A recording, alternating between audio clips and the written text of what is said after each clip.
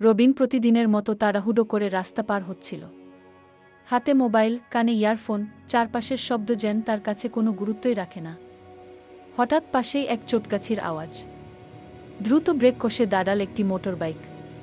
কয়েক সেকেন্ডের জন্য থমকে গেল সময়। মোটরবাইক চালক বলল, ভাই, 1 মিনিটের অসচেতনতা সারা জীবনের আফসোস হয়ে যায়। মোবাইলটা একটু নামাইয়া রাখলে কি বড় কিছু কমে যাইত?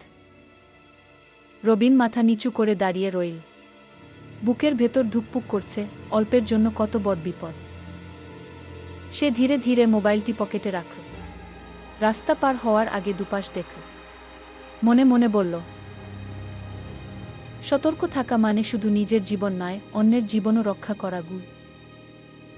সেদিনের পর থেকে রবিন আর কখনো রাস্তা পার হওয়ার সময় মোবাইলে তাকায়নি।